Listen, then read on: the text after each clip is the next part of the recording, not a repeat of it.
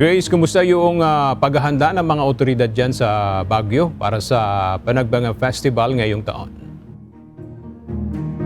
Yes, Aga, ayon kay Baguio City Mayor Benjamin Magalong, kasado na ang high-level traffic at security arrangements para sa gaganaping parada sa February 22 at 23 ng Flower Festival o Panagbenga 2025.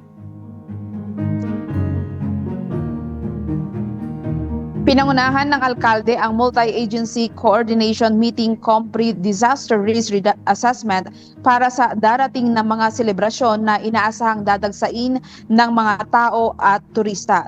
Dagdag pa ni Magalong na ang kanilang traffic at security plans ay naihanda na suri na para sa pagpapabuti at pagsasapinal matapos ang pulong na dinaluhan ng Panagbenga Executive Committee, iba't ibang kinatawan ng city government at mga ahensya.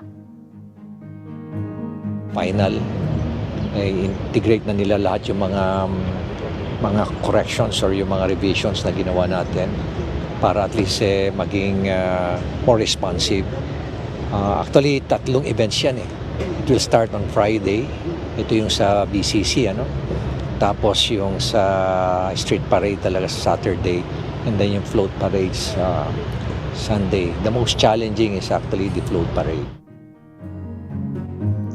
Sinabi naman ni City Director ng Baguio City Police Office na si Police Colonel Rogel Tagel ang pagkakaroon ng maayos na pamamahala sa trapiko at seguridad sa pamamagitan ng well-researched at executed strategies at ang pagtatalaga ng mga personnel at resources upang matiyak na magiging payapa at maayos ang buong panahon ng naturang mga aktibidad.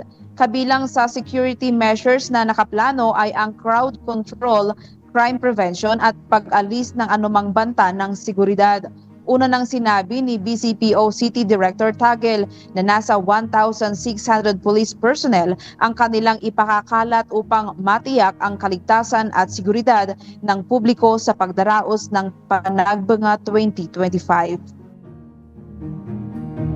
As far as organic personnel are concerned, 1,200, But then this will be augmented also by mga voluntary groups, from medical, at the same time mga criminology interns po natin. At saka yun nga, other mga communication groups din po natin. Ang Baguio City Police Office Traffic Enforcement Unit at Traffic and Transportation Management Division ang naatasan para sa traffic plans upang mabawasan ang pagsisikip sa daloy ng trapiko, ang pahirap sa mga motorista at ang pagkairita ng mga residente o mamamayan. Samantala, kaninang umaga ay inilunsad ng Baguio City Police Office ang BCPO View Baguio App.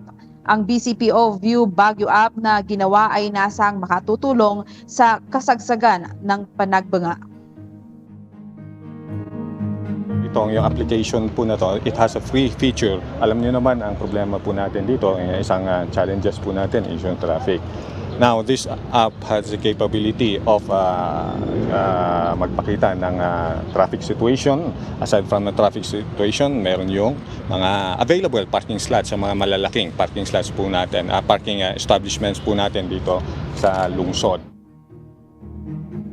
Ang online app system kung saan gagamit ng QR code o direktang bibisita sa website ay magbibigay sa mga motorista ng mga impormasyon para sa mga alternatibong ruta upang maiwasan ang pagsisikip sa daan patungo sa kanilang destinasyon at kung saan ang kanilang iiwasan na daan dahil sa isasagawang mga pagsasara.